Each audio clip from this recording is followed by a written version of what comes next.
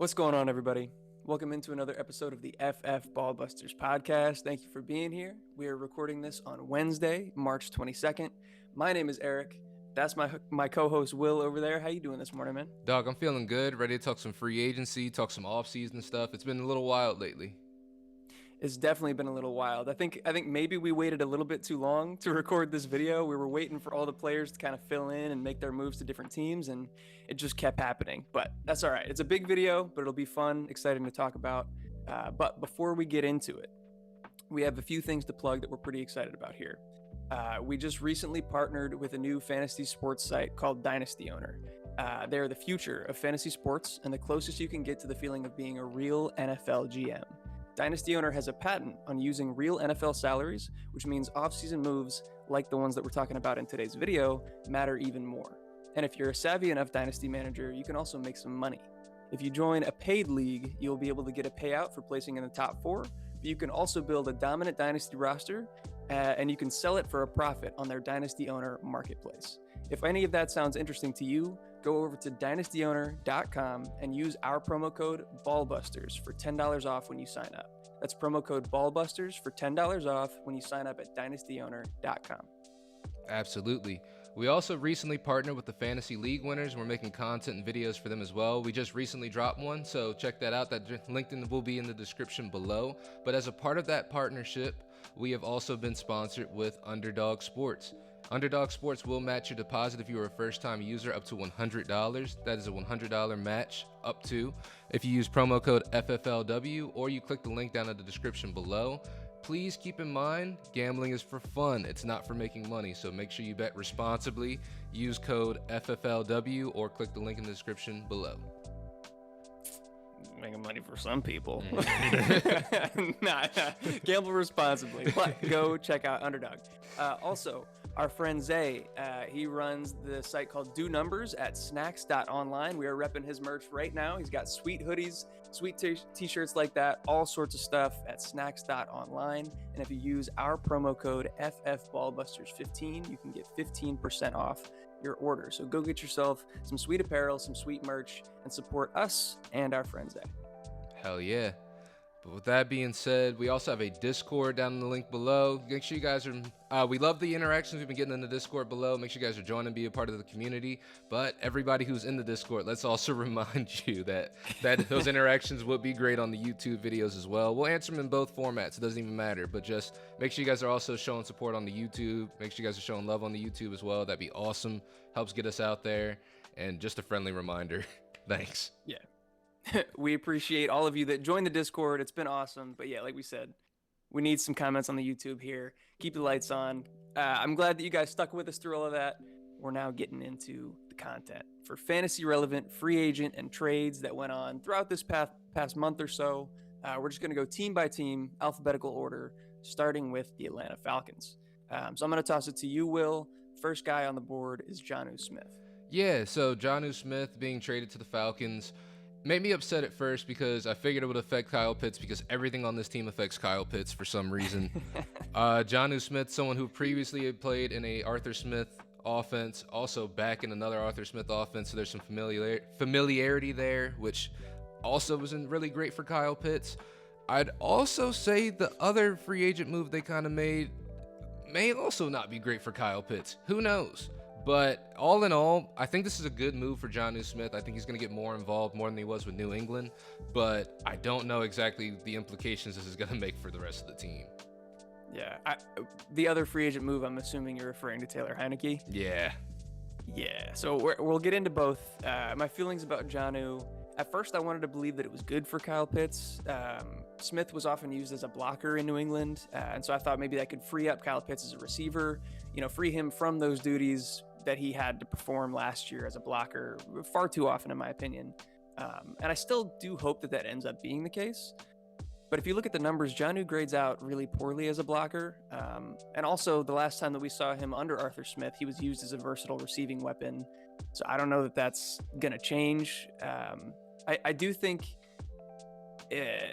probably the most likely thing is that it's a net neutral for Pitts, just because Arthur Smith wants to get back to running a bunch of 2 tight end sets like he did in Tennessee. And so they'll both be on the field. They'll both be used as weapons. But yeah, like you mentioned, Taylor Heineke coming in, I feel like it makes it less likely that the Falcons are either going to trade or draft a quarterback. And so there's probably going to be some sort of competition between Heineke and Ritter.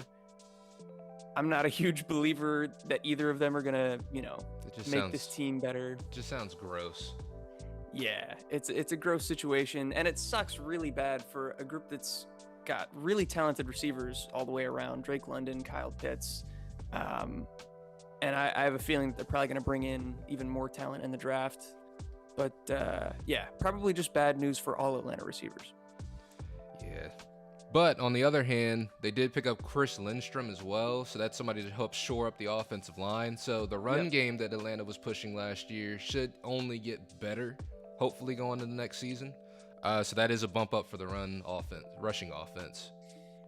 I will say, though, I 100% agree with what you said.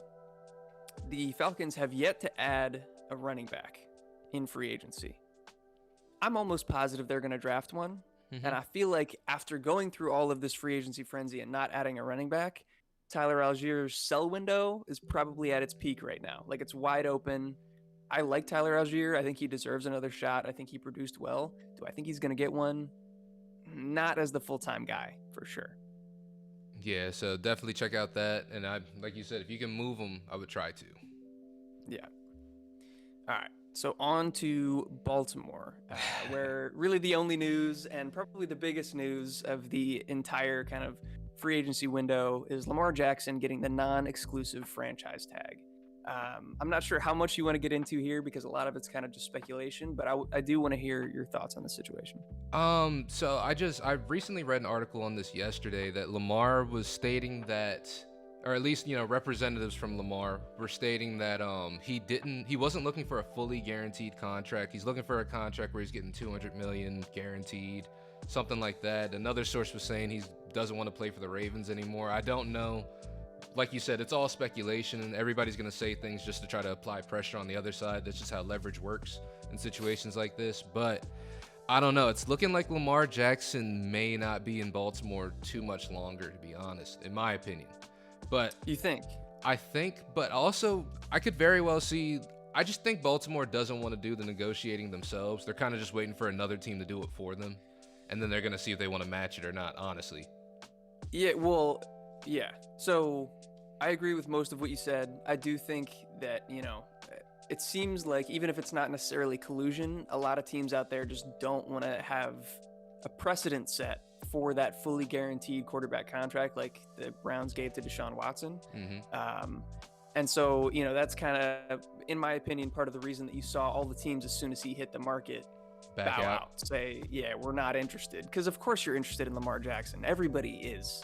But as an owner, I guess, if you don't want to give that kind of money to the position, if you don't want to set that as the new norm, then maybe everybody kind of commits to get, I don't know. It seems weird.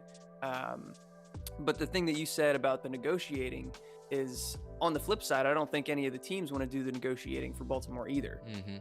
They've been stuck in this kind of limbo for 2 years trying to get negotiations going with Lamar, haven't reached an agreement. So they're saying, go find your price. Go find another team that's willing to pay you what you're asking for, and then we'll match it, is what I think is going to happen. So I feel like it would be unlikely for him not to come back to Baltimore at this point. But again, all speculation at this point. Yeah, I agree. It's a weird situation, and we're not going to fully understand it until it happens, honestly. It's just one of those where both sides are keeping pretty tight-lipped. Yeah. So I think we'll just leave it at that. But it'll be exciting to see what happens. I still hope he goes to Atlanta. That'd be so sick. Oh, that'd be fire, but I doubt it's going to happen at this point. Yeah. Same. All right. On to Buffalo. They made a couple moves that might have gone kind of under the radar. They signed Deontay Hardy, wide receiver formerly of the New Orleans Saints, and Damian Harris over from the New England Patriots. What are your thoughts on those signings? So I like the Deontay Hardy signing, especially since, they let Isaiah McKenzie walk. That's somebody who can help replace that spot. Also, they still have Khalil Shakir, who should also help to step up probably in that slot role as well. So having those two guys there is awesome. And I kind of really like Damian Harris with the Bills. I feel like him and James Cook as a 1-2 punch might be one of the more underrated running back duos in the NFL next year, honestly, in terms of just what each person's role is and how good each of them are at their role.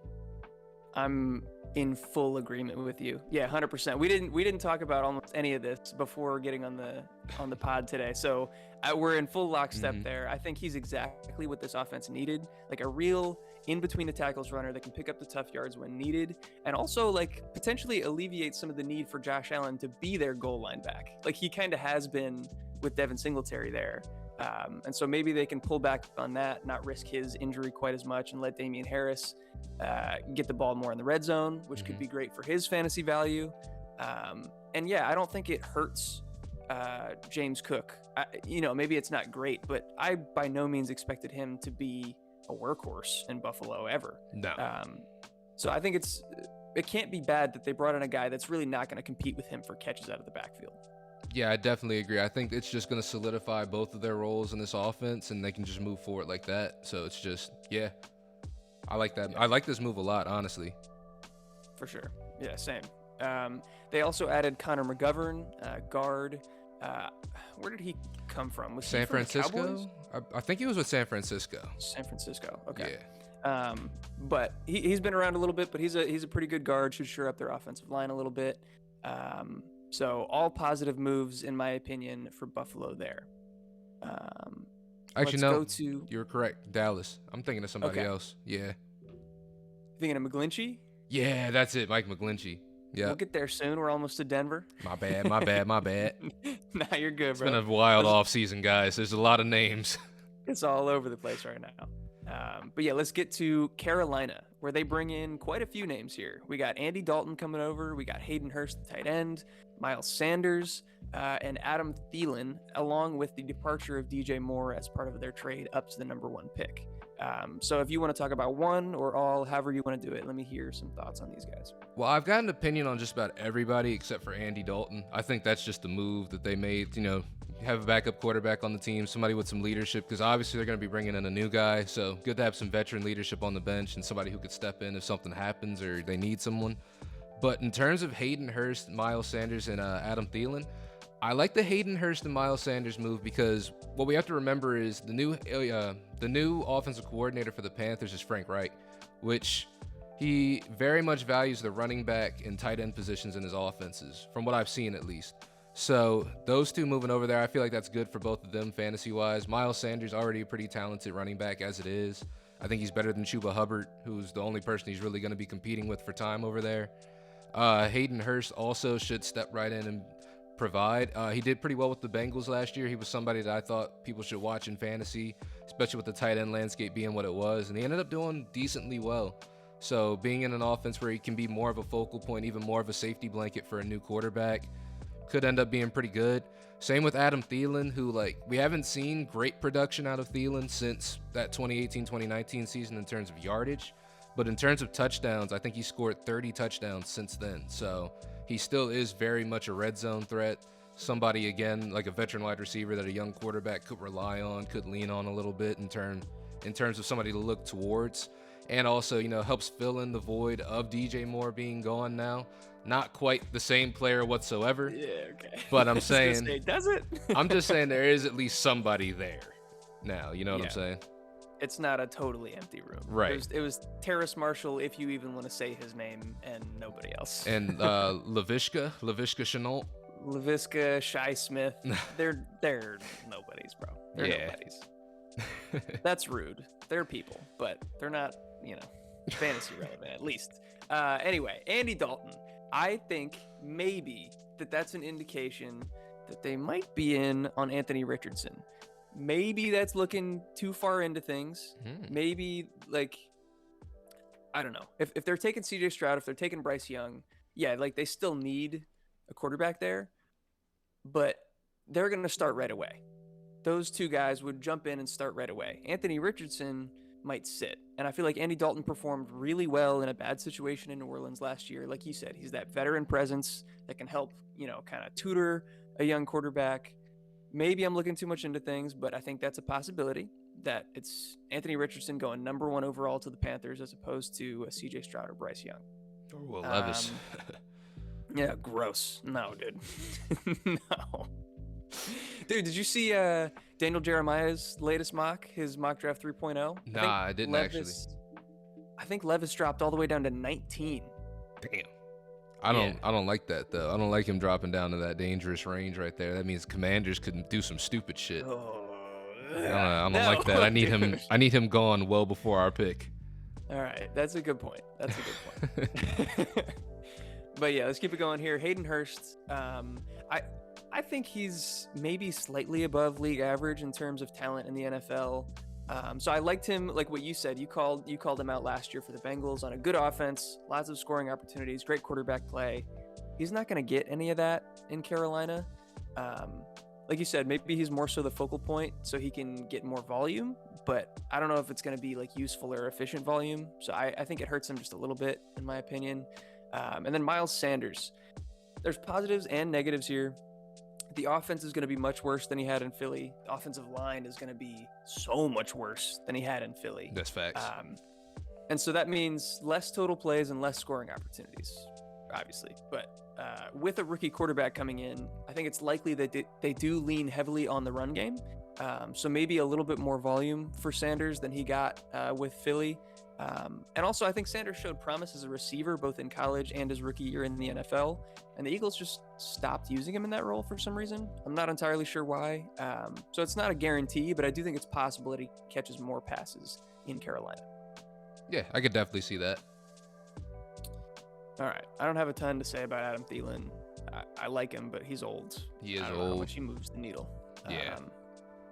So let's go to Chicago, who Carolina just traded DJ Moore to. I want to hear your thoughts on that trade and potentially their other free agent moves so far. So the DJ Moore trade is one of the weirder ones for me. I feel like DJ Moore being on the Bears is definitely an upgrade for Justin Fields. I think it helps solidify sort of Justin Fields' standing in fantasy as a QB1. But in terms of DJ Moore's outlook himself, I don't see him really getting a bump up or down. He was always sort of like a wide receiver too, like mid-range for me. I feel like that really hasn't changed too much for me going into this year. As for the rest of the signings, Deonta Foreman, it's just, I believe that now with those three, they have like three of the most efficient runners in the league now between Justin Fields, Khalil Herbert, and Deonta Foreman. So it's a possibility we could have 3 1,000-yard rushers this year. That's not out of the realm of possibilities for the Bears. As for Travis Homer being there, that doesn't move anything for me, really. It's just Travis Homer's there. He's probably going to catch some passes out the backfield. Probably about it. If Justin Fields throws to a running back out the backfield. Yeah, good point. As for Robert Tonyan being there, I don't have that as a huge bump up for Robert Tonyan. It might bump down Cole Kmet just a little bit in terms of them having to possibly share time, but I don't really see them doing that. I think they like Cole Kmet a lot. I think he's going to see the field more than Tonyan will. And PJ Walker, just a good backup to have in terms of having a quarterback with a similar style of play to Justin Fields. So it's not so much of the culture shock it was last year when Justin Fields went down and they started, who did they start in place of Justin Fields? Was it Trevor Siemian? I think it was Trevor Siemian. I think it was. And that's just not a similar quarterback to Justin Fields at all. Not even close. So in terms of keeping the game plan consistent in case something happens to Justin Fields, that's a good move for a backup quarterback. So I can't be mad at that one at all. Yeah. No, I like a lot of what Chicago has done. I think DJ Moore for the NFL team, the Bears, is a fantastic move. We did a whole video on this channel kind of breaking down that trade of the number 1 overall pick and the pieces involved. So if you want a more in-depth look, go check that out. But I'm in pretty much agreement with you that for DJ Moore fantasy specifically, it doesn't really move the needle much. I think that Fields is a better passer, or at least will become a better passer than Darnold and PJ Walker were for Carolina last year. But I wasn't thinking about it so much in the moment. I'm thinking about it now. Is he better than whoever Carolina drafts as their quarterback, as a passer? Like if Carolina brings in CJ Stroud or Bryce Young, I don't know that he is a better passer than that. And so maybe that's the lens that we should be looking at DJ Moore in, because if he had stayed there and gotten one of those guys, maybe that would have been a bump up for him, whereas now it's not so much. True. So it just depends on how you want to look at it. But overall, I don't think that much changes for him from last year's kind of fantasy status to this year. Deonta Foreman, like you said, really efficient runner. kind of a similar skill set to Khalil Herbert, kind of a redundant guy. So they'll probably just share work. Travis Homer, not worried about it. He's just a pass catcher, like you said. But I do wonder that if bringing in both of those guys makes it less likely that they draft one, which I think would kind of be good news for people that are holding on to Khalil Herbert. I like a lot of the running backs in this draft class, so bringing in some meh vets is probably the best outcome. Yeah. Robert Tonyan, like you said, I think they like Cole Kmet. And I think this just leads to more 2 tight end sets, not necessarily taking Kmet off the field. So I'm not worried about that too much at all. Yeah, totally agree right there. All right, so let's keep it rolling. Real quickly, Cincinnati brought in Orlando Brown Jr., the offensive tackle. Bolsters the offensive line, but I don't have too much to say. Do you have anything to add? Nah, just one DeMatha. I went to high school with this guy for 1 year, so that was kind of cool. He's a really good player. Glad to see he landed in Cincinnati. I think he took less money to go to Cincinnati than he would have to stay in Kansas City, so it looks like he's looking for a fresh start, and just Cincinnati gets even better with a better offensive line, and that's it. For sure. And then we go to Dallas, where Tony Pollard was given the franchise tag. As of yesterday, they just signed Ronald Jones, and they traded for Brandon Cooks. What you got for us? Dallas is fucking stupid, dude. They're stupid. So I like Tony Pollard. I like them keeping him. Obviously, they let Zeke go because Zeke wasn't really doing what he was supposed to do with that big contract he had. It's just business on that end. Tony Pollard staying on a franchise tag is good, I guess. I don't really like when running backs get franchise tags. I think it's really indicative that they're not going to be with that team much longer. But Ronald Jones, 2-time Super Bowl champ Ronald Jones, it's not much of a move. It's just a depth signing, in my opinion. He hasn't really done anything in the league in the past few years. I don't expect him to now that he's with the Cowboys. And Brandon Cooks is the part that confuses me the most because they went backwards getting rid of Amari Cooper last year to bring in Brandon Cooks this year. It doesn't make sense to me when they could have just kept Amari Cooper, because Amari Cooper wasn't asking for that much money. It's not like he was breaking the bank. I don't know what Dallas is doing. It's like they're floundering right now, honestly, with these moves. That's how I feel. It does seem a little weird. I do wonder, like Tony Pollard got franchise tagged. I agree with you. Doing that to a running back is maybe not ideal. And also, we're talking about franchise tagging a guy that's coming off of, maybe catastrophic is too strong of a word, but like a really, really bad knee injury late in the season. Yeah. So who knows how much of that franchise tag they're even going to really get to use. Right. Like you would think that if they wanted to bring him back, they would have signed him to a multi-year deal because they thought that this year might be a little bit of a wash or he'd have to recover. I don't know. It seems strange to me. Ronald Jones at this point in his career, I have no idea what he still brings to an NFL offense, if anything at all. People on Twitter are trying to make it seem like this is a good signing for Tony Pollard because maybe they won't draft a guy now. This doesn't make a difference, bro. Ronald Jones is almost a zero. You guys, everyone who's saying that, you realize they're going to have to rely on Ronald Jones for probably like the first 6 games of the season, right?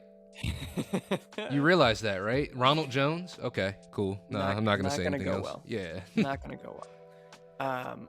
And then Brandon Cooks. So, yes, the Amari Cooper move was dumb. Maybe they're learning from that. Maybe they're like, that was stupid. Let's run it back. Let's bring in a different guy. Let's, give. You're shaking. So let's bring in Brandon Cooks? I don't know. Maybe I'm giving him too much credit. I'm sorry, but Brandon Cooks is still productive. He's still a good football player, but he's not better than Amari Cooper. No, I'm not saying that. Yeah. I'm not saying that. I don't know. I just think maybe they realize the error of their ways. They want to continue to surround Dak with talent, but I guess they could have done that through the draft or whatever. I will say the free agent market for wide receivers was terrible this year, so there weren't a lot of other avenues to go other than a guy like Brandon Cooks. Hey man, I mean, there's still D-Hop out there, man. There's still. I feel like if they really wanted to make a move, they would have gone for somebody besides Brandon Cooks. And no offense to Brandon Cooks at all, but it's just I don't know. And he could go out there and ball next year. He could. I'm not taking that away from Brandon Cooks whatsoever. This is just a weird move for me, and it's stupid because they just didn't have to do it. Yeah. All right, enough shitting on them. Let's move on to Denver here. They bring in Samaje Perine. They bring in Chris Manhertz, the blocking tight end. and they make a couple offensive line moves that I think are beneficial regardless of what they do, but I think also potentially indicative of the direction that they're trying to go, bringing in Mike McGlinchey and Ben Powers, two guys that excel in their run blocking abilities. Yeah, I think this is a good move. I like the Samaje Perine move. I think it's sneakily like one of the best moves in free agency so far, especially Javonte Williams coming off a really, really bad ACL tear with some other structural damage going on, right? So he's most likely not going to start next season to play. Having a guy like Samaje Perine, who I'm not going to say is a similar play style to Javonte Williams, because I think Javonte Williams is way more dynamic, but who's to say how he's going to be when he comes back? But yeah, Samaje Perine, one of those running backs who can kind of do it all in terms of catching out the backfield. He's proven he's gotten better at that over with Cincinnati. Also being able to run the ball, like you said, behind these three guys who are going to do nothing but help bolster the line even more. It just seems like just three solid moves for a team that's trying to get themselves in the right direction. So bravo to Sean Payton for making some very good conservative moves to start out the offseason. Agreed. And I think maybe pointing their team in the direction of not letting Russ cook. Yep, absolutely. Let that boy put the chef stuff up, put the pots up, take the hat, take the apron. Russ is not allowed to cook anymore. Sorry. Yeah.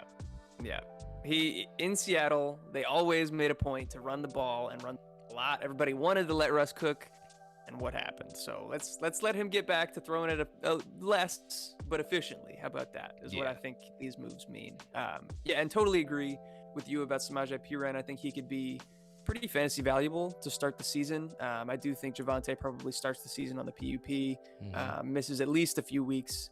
So yeah, I think he can be valuable. Maybe in some 0 RB type drafts in the beginning of the season. Then we go to Detroit, where really the only fantasy relevant move was bringing in David Montgomery as Jamal Williams walks out the door. So tell me your thoughts here. This was one that confused me a little bit when I first saw it. I didn't understand why they didn't just bring Jamal Williams back. They seemed like they liked him a lot, but what I saw from some reports, what Jamal Williams said himself, was that whatever it was they offered him was disrespectful, which confuses me because he went to the Saints for pretty cheap. Yeah. Like, I think he's making about, $2 million a year, something like that? $2 or $3 million a year with the Saints? I don't have the numbers in front of me, but that sounds like the right range, yeah. Whereas I think last year with Detroit, he was making about $1 million a year. So what did they offer him that he just didn't want to accept? And David Montgomery came in and got, 3 years, $18 million? That just doesn't make sense to me too much. But yeah, I think in terms of just fantasy relevance, in terms of fantasy moves, David Montgomery should be moving into that Jamal Williams role. It doesn't really change much for DeAndre Swift. He's just going to be in the same role that he was in. I don't know. DeAndre Swift's sort of a glass cannon with this team, so them bringing in someone who's a little bit more sturdy, a little bit more reliable than David Montgomery, I guess it's just a move. It's a lateral move for me, really. Do you see any type of ups or downs for anybody? I mean, I think it's a pretty substantial upgrade for David Montgomery. Because he walks into a better offense, a much better offensive line, and into a role that we saw Jamal Williams have incredible success in. I do think he's like a slight upgrade over Jamal Williams. I don't think that they're that different. I will say that I think David Montgomery is a more well-rounded, potentially 3-down back. Like, he can catch passes. And so, I mean, I was already worried about DeAndre Swift. This team has shown us time and time again that they don't trust him with a big workload, that they don't trust him to stay healthy. Just another indication, like, you just got to believe it at some point. There's a lot of people holding out hope for DeAndre Swift as a fantasy producer. I can tell you, I think he's incredibly talented, and I think if given the opportunity, he could ball, but I just don't see him ever getting it. Yeah, I definitely agree. It sucks to see, but honestly, health-wise, it just makes sense because he just hasn't been able to stay healthy. You can't depend on a guy like that who's not going to be on the field the majority of the season. Yeah, for sure. All right, let's move to Houston, where they made quite a few moves. They bring in Dalton Schultz from the Cowboys. They bring in a pair of running backs in Devin Singletary and Mike Boone. They bring in veteran wide receiver Robert Woods and also guard Shaq Mason. So what direction do you think they're going in, and do you think this is beneficial for any of these guys' fantasy value? This just seems purely like a rebuilding move for me, honestly. Obviously, the Texans are in some sort of flux right now. They're trying to build their team back up, probably going to take a new quarterback this year.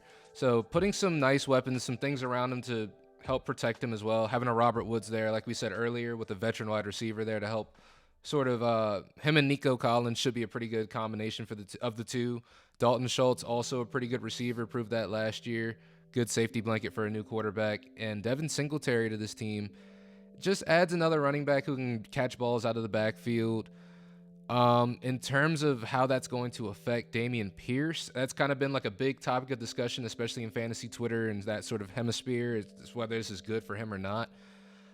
I think it's going to take away from his receiving work. I don't know how much it's really going to take away from him at the end of the day. I think it's not going to take too much. At the end of the day, there's similar running backs with similar draft capital. So I just see them both being in sort of a 1A, 1B type of situation. Mike Boone, he's going to be on the bench. I don't really expect too much out of him to begin with. But in terms of those two, it's going to be similar to a 1-2 punch, but also not so much. I think it's going to be somewhat of 50-50 split between the two. But what do you think about any of these moves? The Texans are kind of a weird team for me. They are a weird team, and I think these moves are a little weird. Dalton Schultz, makes sense. They want to bring in weapons to give their young quarterback a chance. As far as Dalton's fantasy value, I think this hurts him quite a bit, in my opinion. I just don't think he's very good to begin with. He had his best season on the Cowboys 2 years ago when their offense was the best in the league, and when defenses weren't focused on him because they had to cover CD, Amari, Michael Gallup. So he benefited from not being the focal point. And then last year, Schultz was, more focused on because Amari was gone. Gallup was hurt for most of the year, and he finished as the tight end 13 in points per game. And the Texans offense is obviously going to be worse than the Cowboys have been either of the past 2 years. They have even less weapons than the Cowboys had last year, and nobody to take defensive focus away from Schultz. So I think this hurts his fantasy value, but I guess it's probably a net positive for Houston in general. Singletary and Mike Boone, I don't think it moves the needle much for me in terms of Dameon Pierce. Again, similar to how we talked about the additions or the additional running backs added in Chicago, I wonder if bringing in both of these guys makes it less likely that they draft a running back, which would be good for Dameon Pierce's value. But I mean, somebody's got to draft. There's so many running backs that are talented coming in this year's draft. Somebody's gonna have their fantasy heart broken. These situations are gonna get unsettled. So I can't guarantee that by any means, but just these guys alone, I'm not too worried about Dameon Pierce. Robert Woods, old. I don't think he's a needle mover. I do wonder if that's a bad sign for John Mechie. Very similar style players that would likely fill the same role. So does this implicate anything about his health or readiness for the season after going through leukemia, getting treated for cancer? I'm not sure where he's at in his recovery. We haven't really heard anything about John Mechie since the diagnosis and since he stepped back from the league. So all prayers to John Mechie. I hope he comes back this year. I'd love to see him out there on the field because he was very good in college. People forget about that. I feel like people forget about John Mechie. Yeah. No, he's a talented guy. But yeah, I wonder if that has any implications on him. And then Shaq Mason, good guard, started all 17 games for Tampa Bay last year. Potentially they extend him. I think it's just a 1-year deal at this point, but we'll see. So yeah, that's all I got for Houston.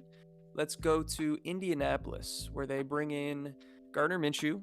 They bring back Ashton Dulin, the wide receiver, and they add Isaiah McKenzie over from the Bills. What are your thoughts here? And do you think Gardner Minshew has any indication on what quarterback they draft or anything like that? So I've seen a lot of things of CJ Stroud possibly to the Indianapolis Colts. And I think if that is the case, Gardner Minshew is a good backup to CJ Stroud in terms of, not really similar style to play. Gardner Minshew is more of a, not prototypical, but more of a gunslinger of a quarterback than anything. CJ Stroud, more of an accurate pocket passer, likes to sit back, analyze what's going on around him. But I just like the Gardner Minshew move to the Colts for the backup quarterback spot because they've just never had a backup quarterback, really. Sam Ehlinger wasn't that guy. Nick Foles proved last year he's not that guy anymore. Matt Ryan's ass. So Gardner Minshew being there at the very least is a little bit of confidence in the backup unit if he has to go in, no matter who it is they draft. As for Isaiah McKenzie, I like him as a pickup, especially since they don't have Paris Campbell anymore. It's a good pickup for the slot role. And Ashton Dulin, I'm actually not super familiar with Ashton Dulin, so I can't really give too much of analysis on that point, I will say, being honest. If we're being real, you don't need to be. Yeah. he's not a needle mover. He's fine. There were some, I think, like a couple weeks last year where he was fantasy relevant, but it certainly wasn't consistent. And yeah, I do think that Isaiah McKenzie is a similar style to Paris Campbell, but I think he's a downgrade. I don't know that any of these guys are necessarily that fantasy relevant. And if they become fantasy relevant, it's due to a lot of injuries and bad things happening for the Colts. Absolutely, yeah. All right, so we got through that. Let's go to Jacksonville. We only got one move to talk about, but it's Evan Ingram getting the franchise tag. Evan Ingram, really productive year last year. Let's hear your thoughts. I saw a great tweet about Evan Ingram the other day. If I can find it, I'll post it on the screen so that way you guys can see it too. But someone said that Evan Ingram on the Jags is not Evan Ingram on the Jags anymore. And I was like, what does that mean? And when you read on, it makes sense because last year, the Jaguars receiving units, they ran Christian Kirk, Zay Jones, Marvin Jones Jr., Evan Ingram, and tight end, right? So that's the receiving core we're working with. But going into next year, we've got Christian Kirk, Calvin Ridley, Zay Jones, and then Evan Ingram. So that's just going to add a higher level of target competition because I'm not going to lie to you, Calvin Ridley is better than Zay Jones. Zay Jones is a lot better than Marvin Jones Jr. at this point in their careers. So having those two as the 2 and 3 is going to offset a lot of things for this receiving unit. That's if they're the 2 and 3. Calvin Ridley might be the 1, but it's still the same 3 guys, Christian Kirk, Calvin Ridley, Zay Jones, all competing for targets with Evan Ingram. That's a very much higher bar of wide receiver talent than it was last year, in my opinion. So when I saw that tweet, I was like, no, I absolutely agree with that. I still think Evan Ingram's going to find some success. I think he was a guy that they leaned on a lot in this offense, and they used him a lot, and they used him very well. So I'm not saying he's going to be a fantasy dud or a fantasy zero, but I don't know if he's going to do as well as he did last year, given the circumstances, if everyone were to stay healthy, which is always a perfect scenario.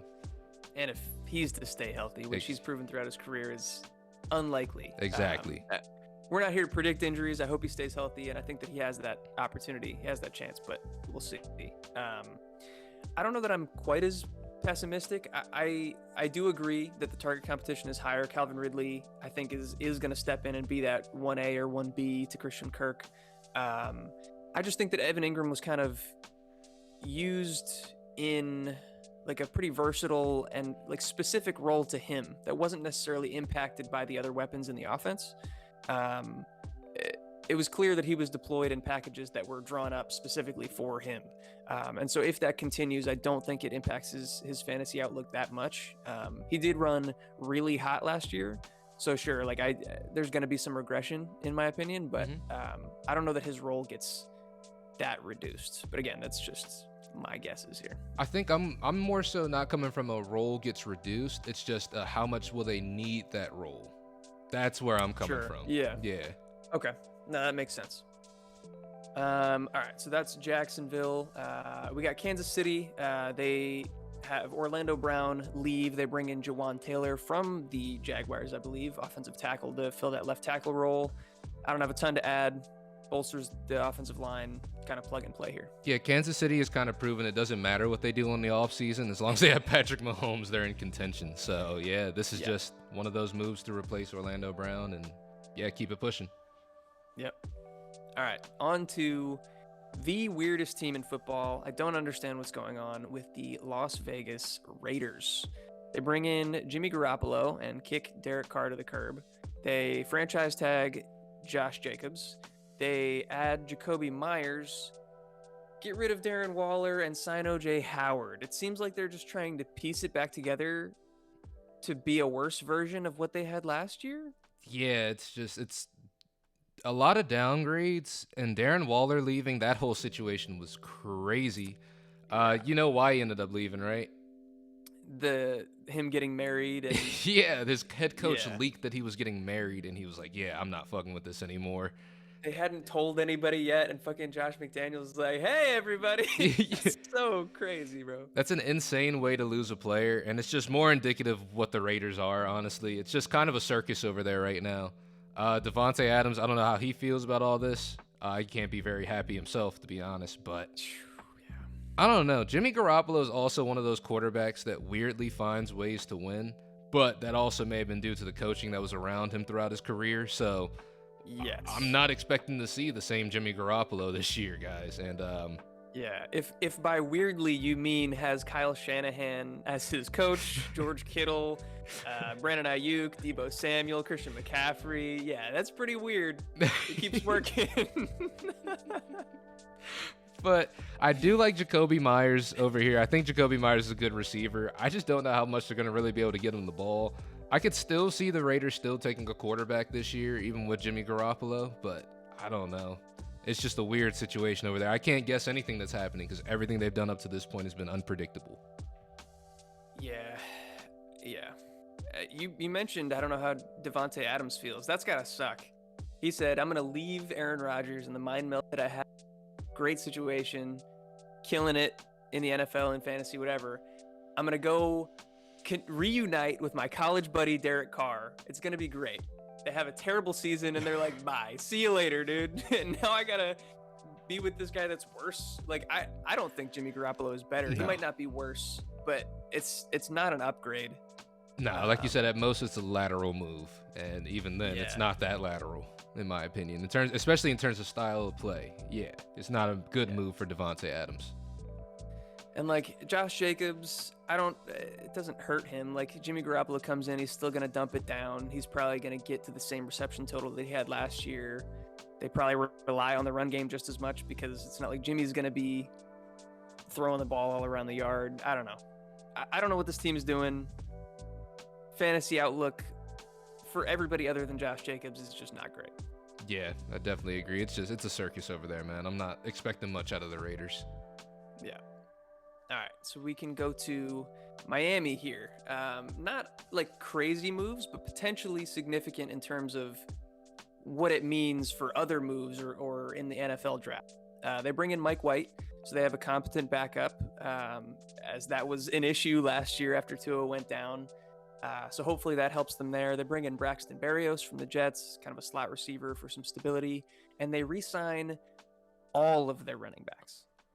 All of them. Jeff Wilson, Raheem Mostert, Salvon Ahmed, and Myles Gaskin all come back. What are your thoughts on these Dolphins? It confused me last year when they had so many running backs on the roster. It will continue to confuse me going forward, but I mean, I guess they got it figured out. They love all these guys. They can't let any of them go, so that is what that is. Like you said, Braxton Berrios, good slot guy, also a very good special teams guy, so just good guy to have around on the team. And Mike White, that's my favorite pickup for the Dolphins, like you said, besides on defense, but that's a whole different story. We ain't talking about that.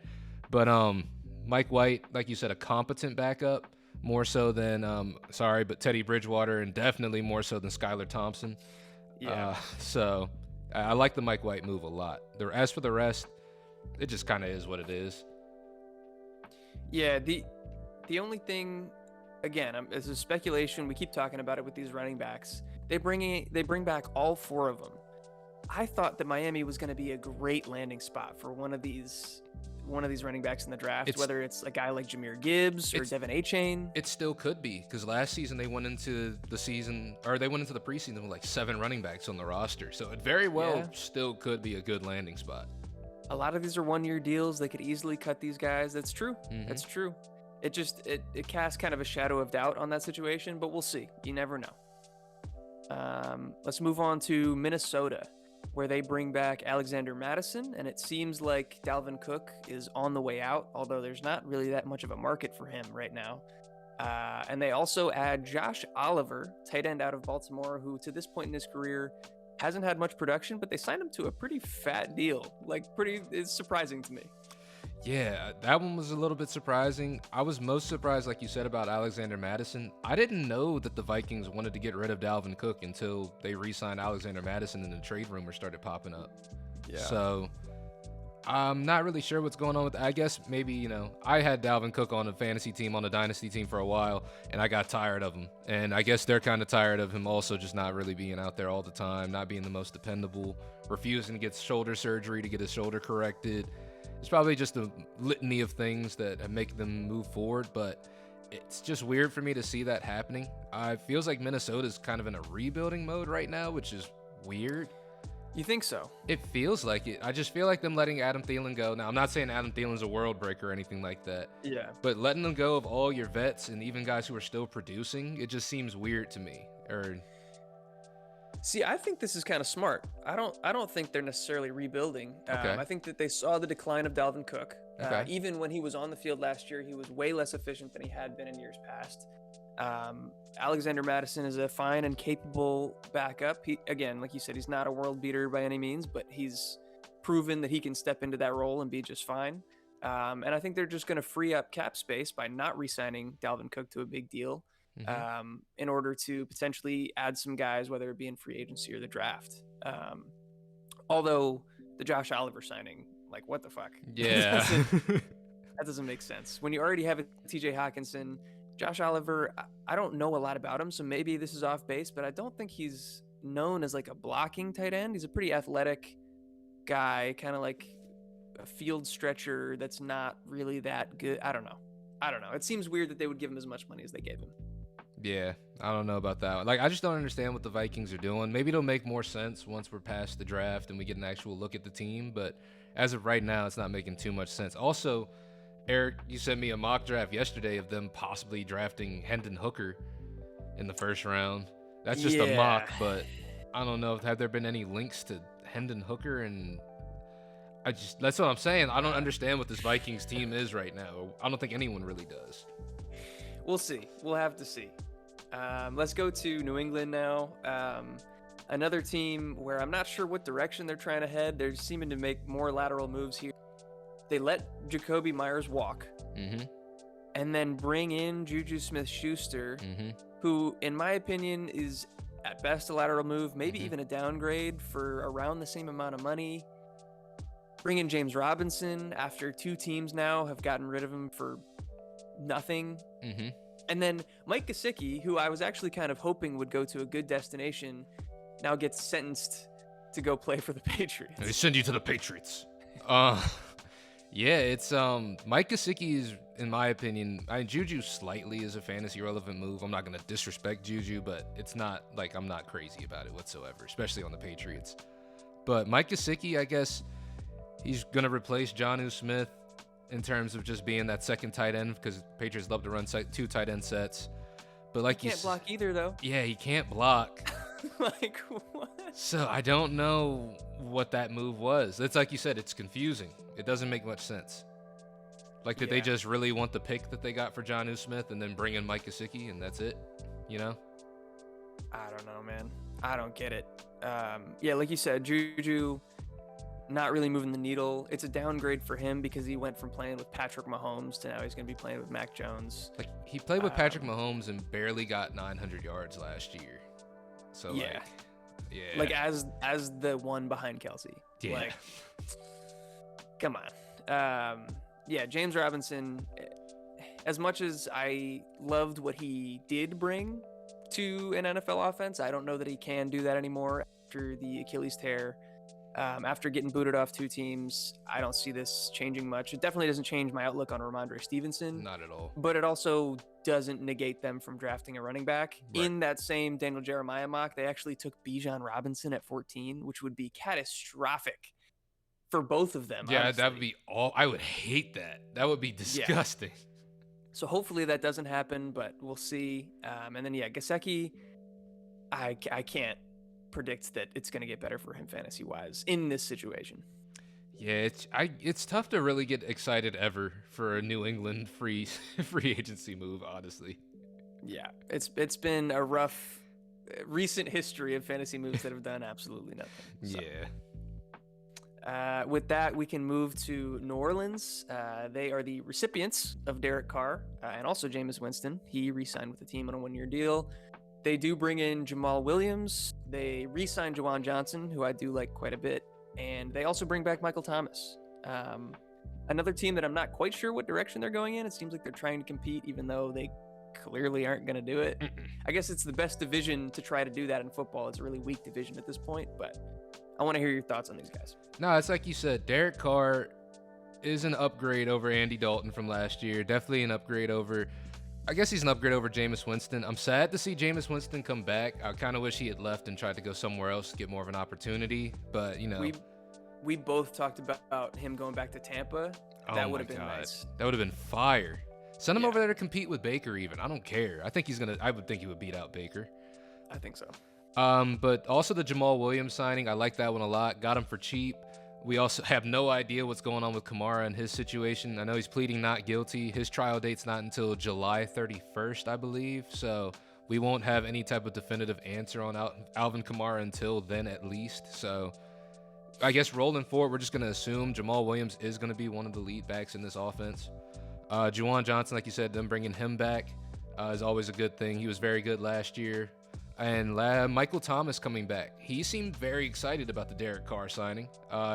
Seems excited to be back out there on the field again. So hopefully we do see him back out there on the field again. Who knows? But yeah, that's really all I got for New Orleans. Derek Carr is a slight upgrade over their situation from last year.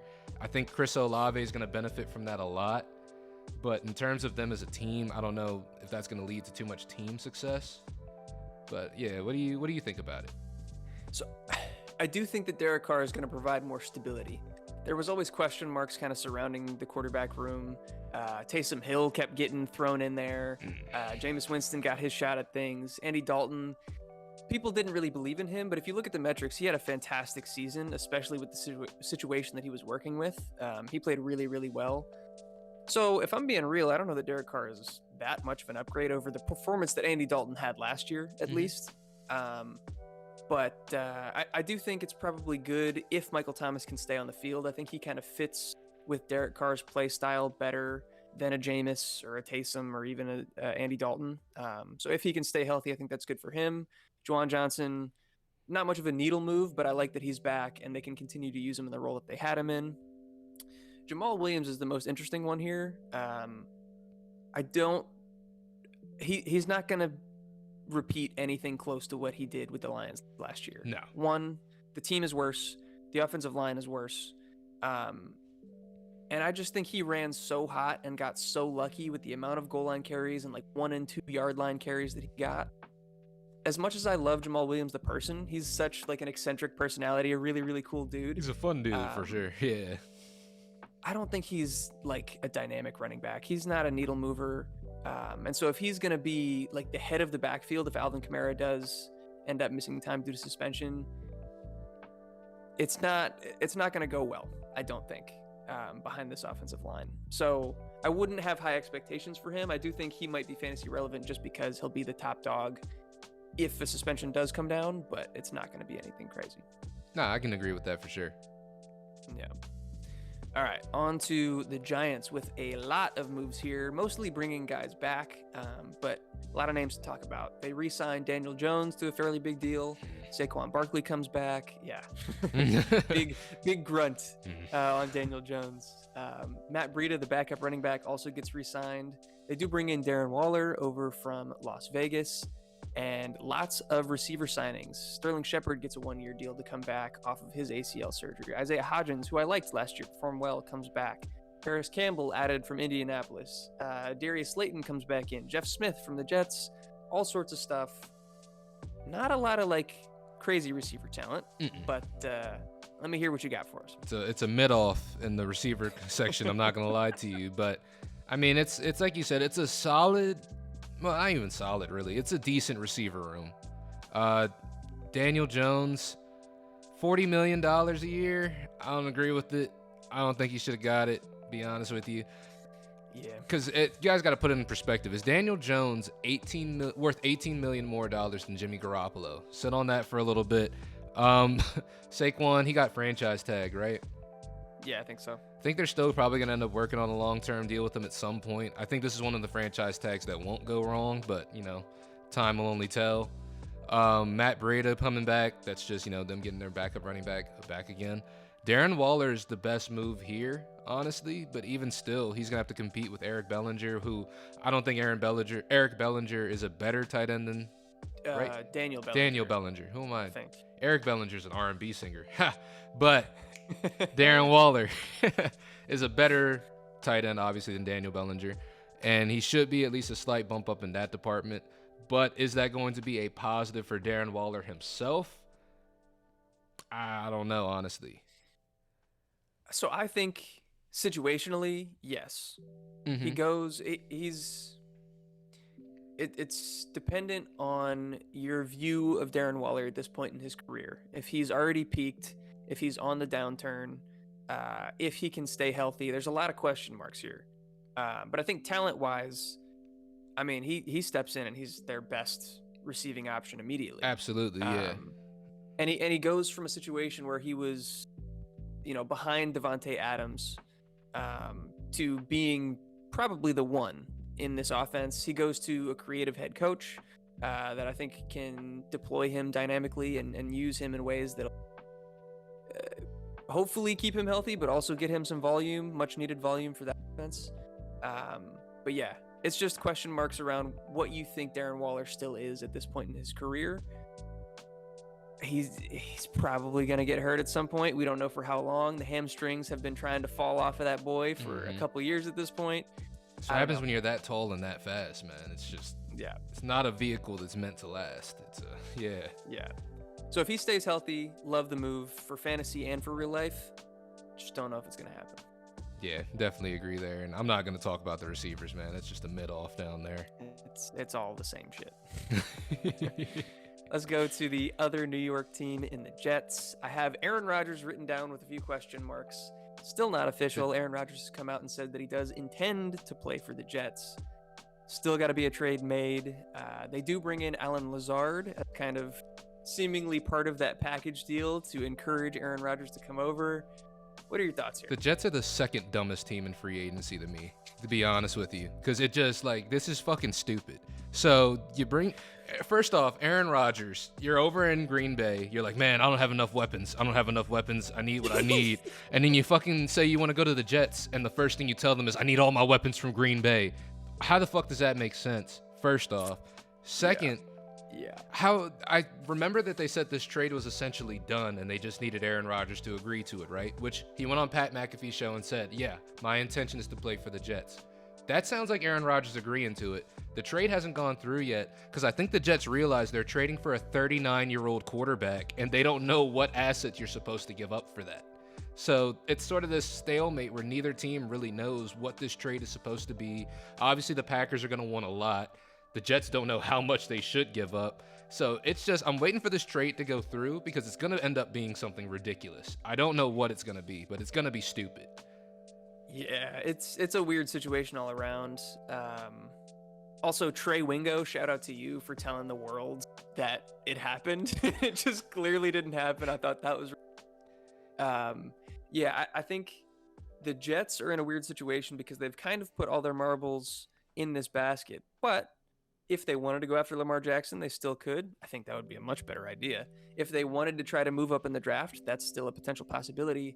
Whereas the Packers are sitting in a situation where they don't have a lot of leverage. Yeah. They seemingly don't want Aaron Rodgers back. They want to move on from him. And there's probably not a lot of other suitors out there looking for a 39-year-old quarterback to commit long-term to and trade anything substantial for. So eventually this stalemate is going to have to come to a key. Wow, that was crazy. A conclusion. Excuse me. And yeah, I expect him to end up with the Jets, but like you said, really curious to see what the compensation is. It's going to be stupid, whatever it is. But before we move on, that's got to be an upgrade for their fantasy weapons, right? Oh, absolutely. It's just a matter if he's going to let them use them or not, because he's giving them lists saying he wants fucking Odell and Alan Lazard, and I just don't. Randall Cobb. It's only pushing back Garrett Wilson and Elijah Moore. It's hurting the young guys, and I hate moves like that in the NFL because what the fuck is that for? Like, he could have came just straight over to the Jets and been slotted in with a good receiving core. There's a good receiving core between Garrett Wilson, Elijah Moore, Corey Davis, whoever it is they have at tight end at this point, Tyler Conklin and CJ Uzoma. Yeah. It's not a bad receiving core, but he's going to come in and fuck this team up, I feel like. Yep. Agreed. Let's go to Philly, a much more positive note with your boy. Oh, my God. Rashad Penny. Come on. Give it to me. My God. Rashad Penny might finish as a top 10 running back in the NFL. Might be top 5. Might be top 3. Obviously, he's got to stay healthy. That's something he's kind of struggled with. But we have seen people move from team to team with different training staffs, different medical staffs, and they miraculously don't get hurt anymore. That is something that we can keep track of. Seattle, I don't think Seattle has had historically the best training group to begin with. I know Chris Carson struggled a lot with injury. Pretty much every running back that went there, Thomas Rawls. So it's a possibility that coming over here could be a great thing for Rashad Penny. Obviously, he's going to be behind one of the best offensive lines in the league, if not the best offensive line in the league. Rashad Penny he's a good running back in himself. He's one of the most efficient that we've seen in a while. It's a perfect storm of just this guy popping up out of nowhere and having a career resurgence. So I'm excited to see what Rashad Penny can do. I'm obviously going to be banging the Rashad Penny table for a while, especially now that I am not letting up now. If you thought I was letting up before, I'm back, baby. He's dug in. He's in the trenches. I am in the trenches, baby. Nah, I love it. I love this move in real life, especially because there's no risk. It's a 1-year deal. It's not that much money. You're bringing in, like you said, the most efficient running back that we've seen in the NFL over the past 2 years, and you're putting him in an incredibly efficient offense behind one of the best offensive lines in football. Speaking of which, they do bring back Jason Kelsey. Yep. So we got stability there. They re-signed Boston Scott, so bring back kind of that receiving back presence. They signed Marcus Mariota. Man, it doesn't matter. Shout out to Adam Schefter for making that tweet about Marcus Mariota and the last sentence being, yeah, he will be the backup quarterback. And it's like, yeah, no shit. No shit, Adam. Thank you, Adam. Thanks, Adam. But yeah, I'm in agreement on Rashad Penny. It's really exciting. I'm hopeful he stays healthy. I think that there is a little bit of merit to your argument that maybe the different kind of coaching staff and training staff could help. Who knows? I'm not here to speculate necessarily about that. He's proven to us so far throughout his career that he hasn't been able to stay healthy. But if he can, big if, he's going to absolutely eat here in Philadelphia. Absolutely. Absolutely. I'm excited. All right, so then we go to Pittsburgh, where the only move that's fantasy relevant is they bring in former Eagles guard Isaac Seumalo.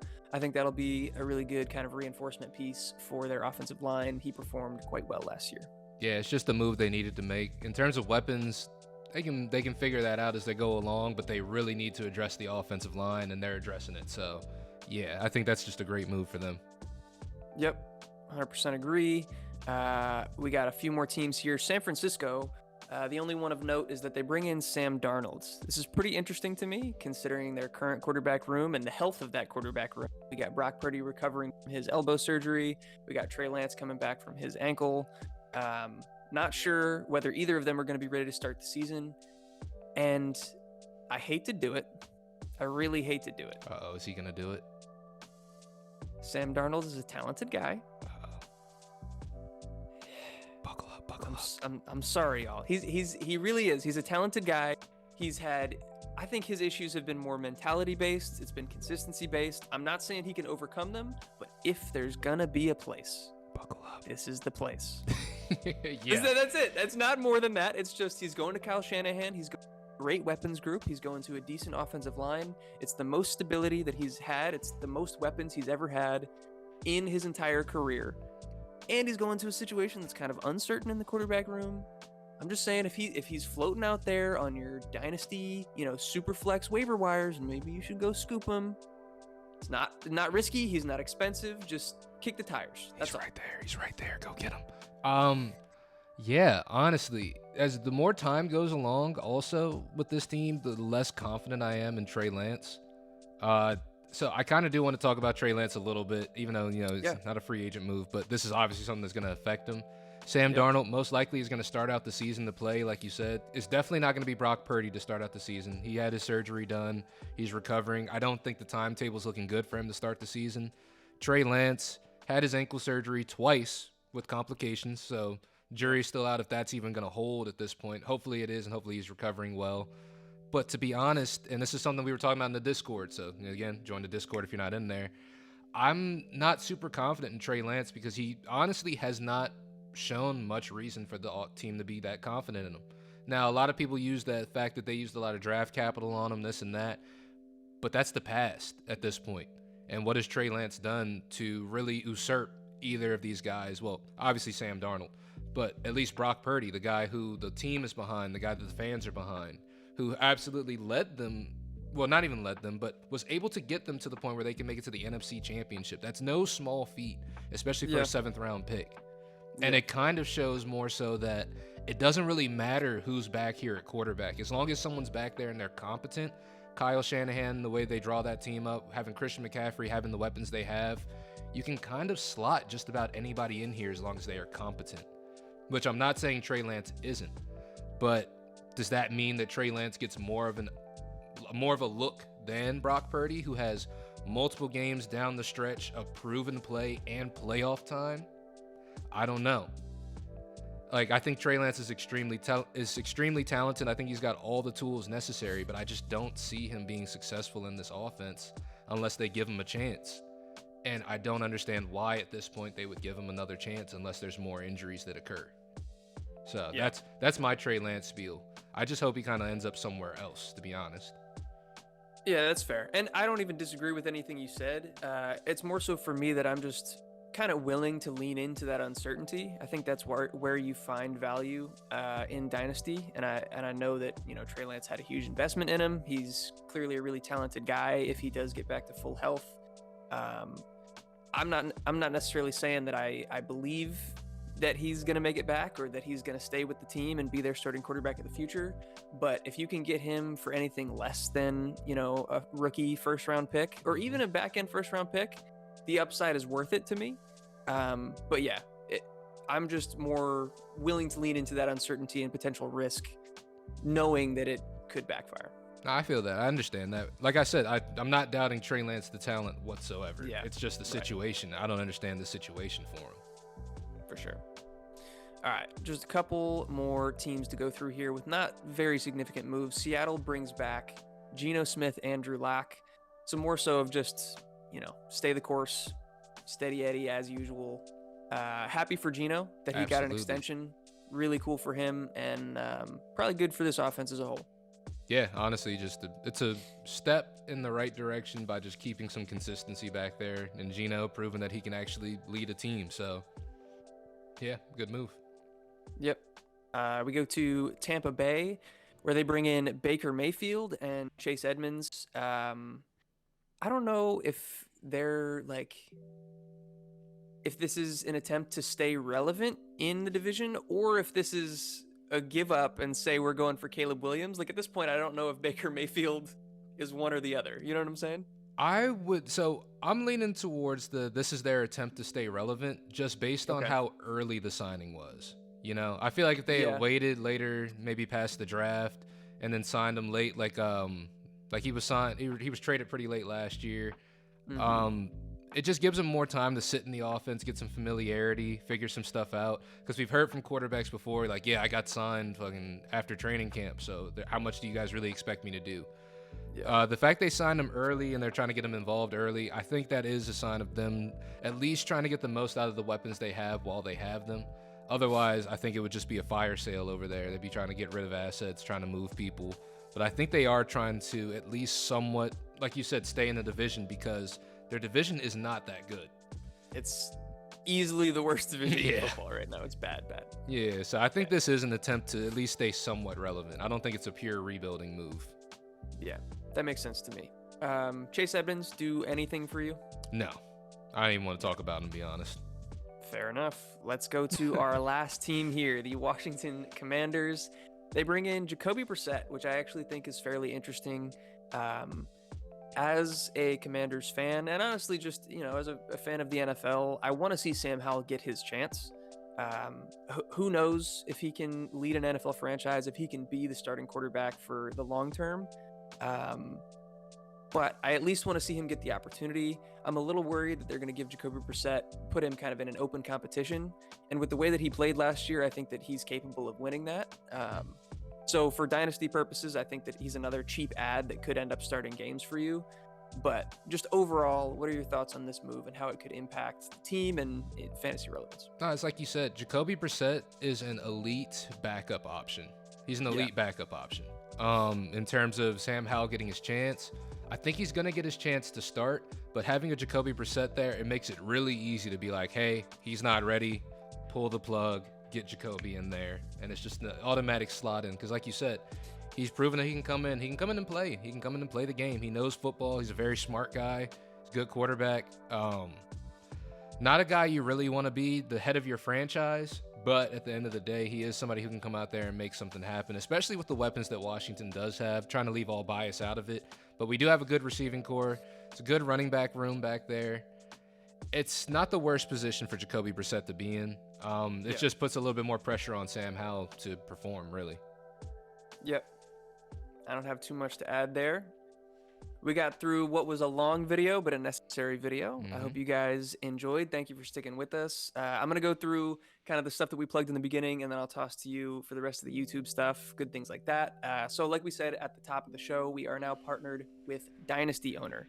Great place if you want to feel like an NFL GM, if you want to get your Dynasty fix, if you want to try to make some money as a savvy Dynasty owner.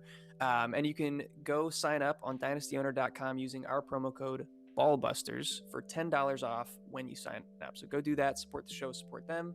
We would be very thankful for that. We're also partnered with Underdog, and if you go use our promo code FFLW, you will get a 100% deposit match up to $100 when you sign up.